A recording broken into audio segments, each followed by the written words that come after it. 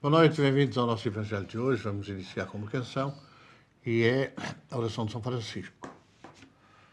Página 19. Amigo como poucos, vivendo nossa dor, visita os que são loucos, coma no calor. A terra é seu chão e ajuda com ardor. Entrega o coração aos famintos de amor. Francisco é seu nome. João foi com Jesus, o filho de Maria, e o acompanhou na cruz. De Assis, filho adotivo, dá luz ao mensageiro, dá-nos um lenitivo, irmão e companheiro. Dos pobres foste irmão, dos tristes alegria, dos sós a companhia, o meditar do são. Ajuda-nos, amigo, a encontrar a estrada, conhecer a alvorada, em espírito contigo. Francisco, bom irmão, em nome de Jesus, esparge a tua luz pelo nosso rincão, e a Virgem do Rosário, a Mãe te ajudará, e aos filhos do Calvário a dor abrandará. Pedimos, Senhor, esta noite, uma vez mais, que os mensageiros visitem o nosso lar, nos envolvam em paz e serenidade. Que estejam connosco os nossos familiares encarnados, nossos amigos, os nossos protetores. Que possamos, em conjunto, harmonizar o nosso ambiente, harmonizar as nossas mentes, libertar-nos das preocupações por instantes. Seja connosco, Senhor, e nos abençoe o Evangelho de hoje. Do Evangelho segundo o Espiritismo, no capítulo 5, o item 24. A verdadeira desgraça. Todos falam da desgraça, todos a experimentaram e julgam conhecer o seu caráter múltiplo. Venho dizer-vos, porém, que quase todos se enganam, pois a verdadeira desgraça não é, de maneira alguma, aquilo que os homens, ou seja, os desgraçados, supõem. Eles a veem na miséria, na lareira sem fogo, no credor impaciente, no berço vazio do anjo que sorria, nas lágrimas, no caixão que se acompanha de cabeça descoberta e coração partido, na angústia da traição, na privação do orgulhoso que desejava vestir-se de púrpura e esconde a sua nudez nos farrapos da vaidade. Tudo isso, e muitas outras coisas ainda, chama-se desgraça na linguagem humana. Sim, é a desgraça para aqueles que nada veem além do presente, mas a verdadeira desgraça está nas consequências de uma coisa mais do que na própria coisa. Dizem-me se o mais feliz acontecimento do momento, mas que traz consequências funestas, não é mais infeliz do que aquele, inicialmente aborrecido, causa à partida uma viva contrariedade e acaba por produzir o bem? Dizei-me, a tempestade que despedaça as árvores, mas purifica a atmosfera, dissipando os miasmas insalubres que poderiam causar a morte não é mais uma felicidade do que uma desgraça? Para julgar uma coisa é necessário, portanto, ver-lhe as consequências. É assim que, para julgar o que é realmente feliz ou infeliz para o homem, é necessário transportar-se para além desta vida, porque é lá que as consequências se fazem sentir. Ora, tudo aquilo que ele chama desgraça, de acordo com a sua curta visão, cessa com a vida e tem a sua compensação na vida futura. Vou revelar-vos a desgraça sob uma nova forma, sob a forma bela e florida que acolheis e desejais, com todas as forças de vossas almas iludidas. A desgraça é a alegria, o prazer, a fama, a fútil inquietação, a louca satisfação da vaidade, que fazem silenciar a consequência, oprimem a ação do pensamento, confundem o homem quanto ao seu futuro. A desgraça é o ópio do esquecimento que buscais com o mais ardente desejo.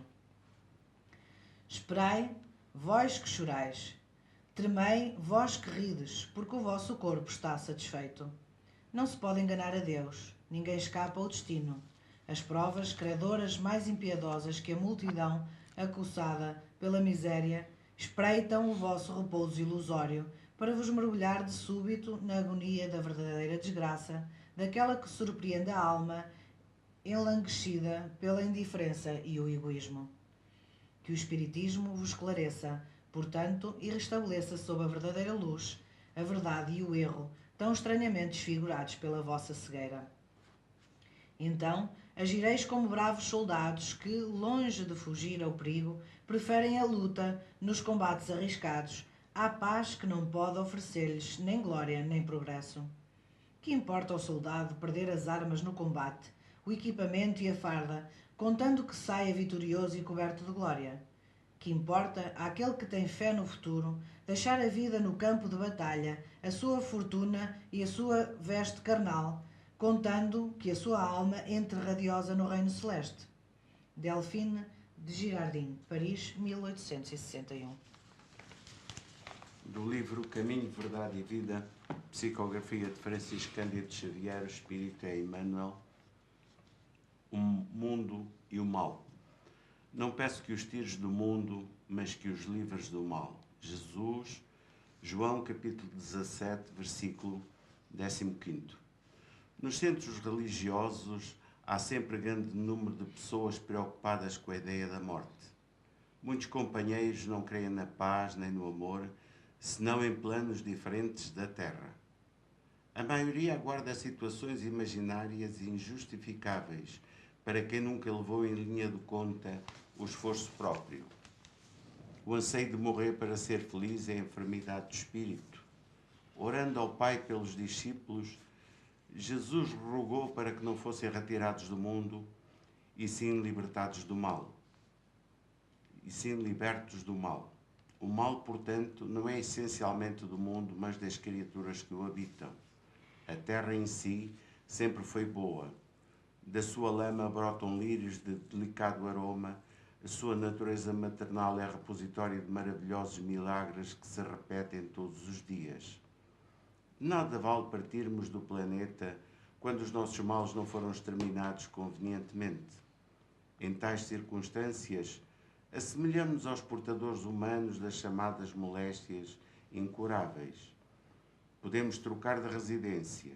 Todavia, a mudança é quase nada se as feridas nos acompanham. Faz-se preciso, pois, embelezar o mundo e aprimorá-lo, combatendo o mal que está em nós. Enfim, vimos continuando a analisar essa questão das dores do mundo, das causas distantes, das causas longínquas, das causas próximas. E a leitura do Evangelho hoje convida-nos a uma reflexão também, aqui, sobre aquilo que muitas vezes nós consideramos uma infelicidade, nós consideramos uma desgraça, como faz o texto, quando muitas vezes é a oportunidade que nós temos de, vencendo essas etapas difíceis, libertarmos do nosso passado, os erros cometidos, as quedas, os crimes que cometemos e que muitas vezes, ao analisar a história, julgamos que os outros é que são os culpados, que os outros é que eram pessoas atrasadas, sem cuidarmos de saber ou de pensar ou de refletir quem são os outros. E os outros somos nós, todos nós, não só aqueles que agora comungamos dos ideais espíritas e que nos vamos aproximando mais ou menos uns dos outros, de acordo com esses ideais, mas muitos outros que circulam à nossa volta, que convivem na sociedade connosco. Nós é que fizemos o passado e agora estamos a receber de volta a sementeira que produzimos. Estamos a colher os frutos que nós realmente sabíamos e, portanto, é nessa reflexão, é nesse conhecimento, é nessa constatação real e lógica que nós vamos encontrar, de facto, a razão de ser dos males, dos sofrimentos, das dores que nos batem à porta. É claro que, se nós analisarmos bem o dia-a-dia das populações a nível mundial, nós vamos ver que até somos felizes, porque as desgraças que consideramos para nós não têm nada a ver com aquelas desgraças que batem à porta de milhões e milhões e milhões de crianças que vivem dramaticamente a fome, a miséria, que vivem sem pais, ou que vivem sem orientação, ou que vivem sem carinho, e que a comunicação social despreza de uma forma lamentável, não chamando à reflexão uma humanidade mais preocupada com a violência, mais preocupada com a droga, mais preocupada com o alcoolismo, e não propriamente com essa dor tremenda de espíritos que estão resgatando passados muito difíceis. É nesta constatação que nós vemos que o mundo anda muito enganado. E agora, no que respeita a nós, que nós andamos de alguma forma também enganados, porque pequenas coisas que às vezes nos apoquentam, nos ferem, nos fazem sofrer.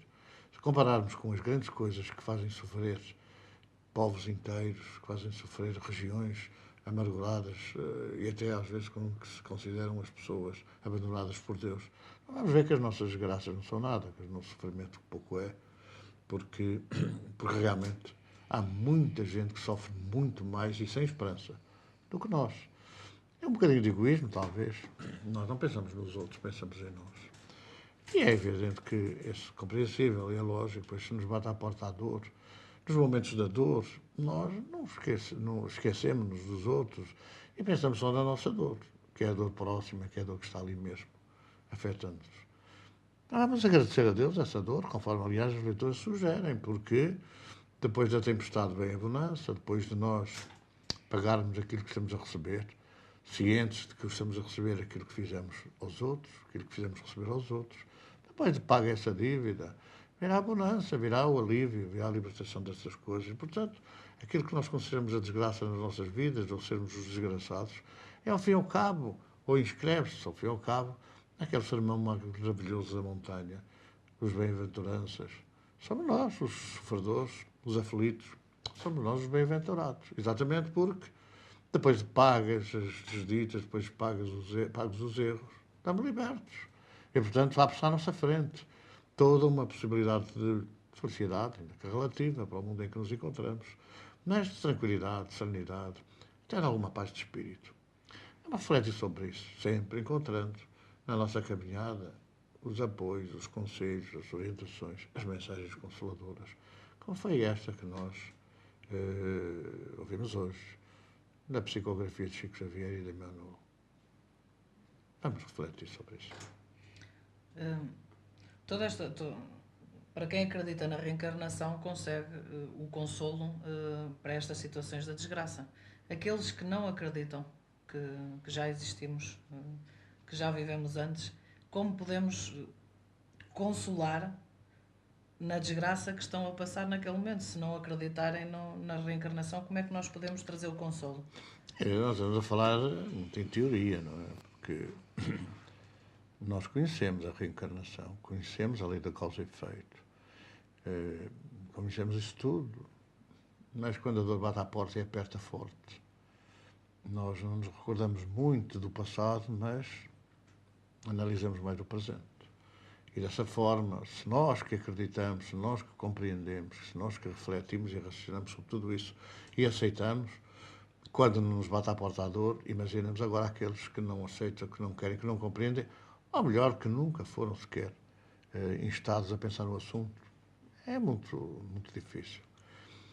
Mas a grande preocupação nossa neste momento deve ser levar a luz, levar o conhecimento, levar, digamos assim, as explanação, a explicação de todos estes problemas, fundamentalmente a quem ainda está desprevenida, porque o consolo daqueles que sofrem só aliviando-lhe as dores, só aliviando o sofrimento. Nós espíritas, pois, é evidente que também conhecemos a teoria, não é? É preciso estudar, é preciso compreender, é preciso ler. Mas uma pessoa com o estômago vazio tem fome. Não houve qualquer conselho que a gente lhe dê. E por isso tem que ser no alívio. Nós vemos, enfim, no tratamento espiritual, a maior parte dos espíritas a quererem sugerir esse tratamento com base no conhecimento, dizendo que Jesus falou que era preciso conhecer a verdade e, portanto, é preciso explanar a verdade. E é nessa explanação, nesse conhecimento da verdade que a gente se liberta, quem sofre se liberta. Mas é evidente que se não houver alívio, a pessoa não tem paz, não tem serenidade, não tem tranquilidade e não tem espaço para refletir, porque a dor é mais forte que o raciocínio. Então é preciso juntar, aliar o conhecimento, a explicação, ao alívio das dores. Nós temos por obrigação, e nós sabemos, aliás, os leigos começam agora a saber que a energia magnética, que o tratamento magnético, o tratamento do passo magnético, aliviam substancialmente a dor, mesmo multiplicam a ação dos medicamentos. E nós sabemos isso mais do que eles propriamente, porque eles constatam na realidade e nós sabemos, pelas orientações que Jesus deixou e pela explanação, esclarecimento que o Consolador trouxe, que ao fim e ao cabo é o mesmo mestre. Mas há necessidade de aliviar. Nós vemos muita gente só da teoria, mas na prática depois nós não conseguimos ter efeito, conseguir que as consequências sejam de alívio. Portanto, para nós é necessário e é fundamental isso, aliviar e explicar. Se nós dermos um prato de sopa a quem está com fome, a seguir ouve-nos.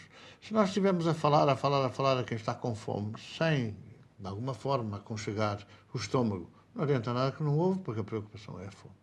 Então há todo um processo de revisão da nossa ação.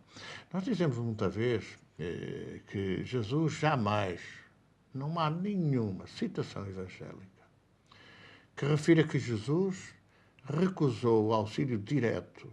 Recusou o auxílio direto. É verdade que Jesus explanava, explicava e curava. Por uma razão muito simples. É que se curasse primeiro, explicasse depois, não encontrava ninguém para o ouvir. Mas é possível aliar a explicação, o esclarecimento ao tratamento. Se Jesus explicava a sua boa nova, anunciava a sua boa nova e a seguir curava, por que não fazermos nós o mesmo? Por que não fazemos nós espíritas o mesmo? Se Ele é o caminho, a verdade e a vida, se Ele é o exemplo vivo na nossa vida, se é Ele, se é por Ele que vamos ao Pai, se é tomando o seu exemplo que nós poderemos pôr em prática o nosso trabalho de modificação interior e de aperfeiçoamento, por que não segui-lo? Por que não ensinar tudo bem, explicar tudo bem? Uns ouviram mais, outros ouviram menos. E depois tratar diretamente. Jesus nunca falou, vai embora que eu depois vou-te tratar, vai lá para casa. E naquela época não havia televisão. E, portanto, as pessoas iam para casa e não tinham como se divertir.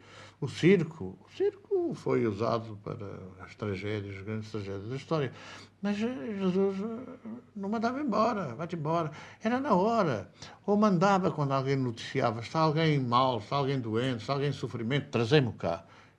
Ou vamos lá. Porque muitas vezes estavam acamados, não se podiam deslocar. Mas Jesus deslocava-se ou mandava vir à sua presença e na hora aliviava as dores. Conta-se que quando Jesus curou os 10 leprosos, Deus mandou embora à sua vida, naturalmente. Só 9. 9 continuaram, foram para os seus divertimentos, ou melhor, repetiram os atos que praticaram quando fizeram jus ao merecimento de terem a lepra no seu caminho.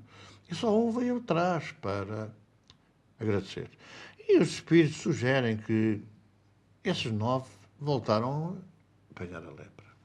Na história de Francisco de Assis, contam os espíritos que Francisco foi ao leprosário próximo de Assis, que ia como frequentemente, aliás, é muito conhecida o tratamento que ele fazia, através da saliva direta sobre as pústulas da lepra, e trouxe aquele que depois viria a chamar-se Frei Aprígio. E Frei Aprígio, que durante alguns anos, poucos, conviveu com Francisco de Assis, começou a ser assaltado exatamente pelas mesmas ideias, pelas mesmas inclinações, pelas mesmas tendências que tinham feito jus ao merecimento de ser leproso. A lepra espiritual depois pode, ou melhor, muitas vezes transmite-se à parte física e podem vir as doenças físicas agravadas, aquilo que é a lepra conhecida como, ou a peste, como antigamente se... ou a pneumónica, como nós vivemos ainda no século passado. Pois, Frei Aprígio, quando se viu confrontado com essas inclinações e com essas tendências, pediu a Francisco que metesse uma cunha, entre aspas, que pedisse a Jesus que de facto lhe permitisse voltar ao leprosário. Porque aquilo que seria a salvação dele, libertando-se das causas que lhe deram aso à lepra, estava outra vez galopando na sua mente, dominando o seu pensamento. E ele, com medo de voltar a cair, preferia voltar a ser leproso, que era a repulsa de toda a gente, era objeto de repulsa de toda a gente. Ele preferia voltar ao leprosário, a deixar-se cair e voltar para trás, e, portanto, de alguma forma, interromper a sua evolução. E dizem os espíritos que, de facto, Frei Aprígio voltou ao leprosário, voltou a contrair a lepra e terá vivido exatamente a continuação do seu resgate doloroso. Então, muitas vezes a gente julga que os males são uma desgraça, mas como o povo diz muito bem, com razão, e o povo, nesse aspecto, dizem que a voz do povo é a voz de Deus, há males que vêm por bem. E então, a gente tem que refletir sobre isso. Debaixo do mal, a gente não faz muitas coisas. Libertos do mal, se calhar podemos ser levados por tendências, enfim, negativas, a voltar a pisar o rico, que é contrair de novo novas dívidas. Estamos, neste momento, a chegar à hora da solidariedade. Em todo este processo de resgate, em todo o processo de evolução, a solidariedade é uma coisa necessária. Quantas vezes a gente vê, ou nós nos referimos aos amigos, e nas horas dolorosas, nas horas difíceis, os amigos viram costas. Certamente terão sido amigos da ocasião. Então, vamos ser solidários agora uns com os outros, unidos no mesmo pensamento, irradiando as mesmas vibrações, a fazer uma cadeia forte, unida, amorosa, porque no meio desta quadrícula, no meio destes espaços que nós atravessamos com o nosso pensamento, há tantas famílias em dor, há tantas famílias desunidas, há tantas famílias vivendo os verdadeiros dramas e tragédias. Então vamos sintonizar o nosso pensamento com todos eles, dar a nossa energia, colocar à disposição dos nossos irmãos, dos falsos socorristas de Jesus, a nossa energia física, para que neste momento, e pedimos a Jesus essa dádiva, possam ser espargidos esses fluidos sobre essas famílias. E só Jesus pode, com a permissão de Deus, acalmar a tempestade nesses lados, serenar as mentes, aliviar um pouco as dores. Senhor, colocamos nas tuas mãos a nossa oferta.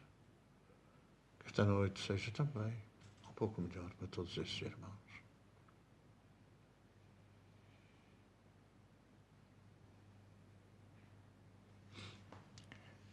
Vamos cantar outra canção, encerrarmos. É agora numa ligação com Jesus. É a canção da página 11. Exatamente, com o nome de Jesus. Jesus, Jesus, nós aqui estamos para te louvar. Jesus, Jesus, nós aqui estamos para te louvar. Jesus, Jesus, nós esperamos que a todos possas curar. Jesus, Jesus, nós esperamos que a todos curar. Jesus, Jesus, nós temos frio, dá-nos calor. Jesus, Jesus, nós temos frio, dá-nos calor. Jesus, Jesus, dá-nos o fogo do teu amor. Jesus, Jesus, dá-nos o fogo do teu amor. Jesus, Jesus, no teu amor, dá-nos guarida. Jesus, Jesus, no teu amor, dá-nos guarida. Jesus, Jesus, tu és a luz da nossa vida. Jesus, Jesus, tu és a luz da nossa vida. Jesus, Jesus, tem piedade dos sofredores. Jesus, Jesus, tem piedade dos sofredores. Jesus, Jesus, nós te pedimos o alívio das suas dores. Jesus, Jesus, nós te pedimos o alívio das suas dores. Não esqueceram de pôr aí água e jarra, não? Então, se esqueceram para a próxima, coloquem primeiro a água e a jarra, e os copos.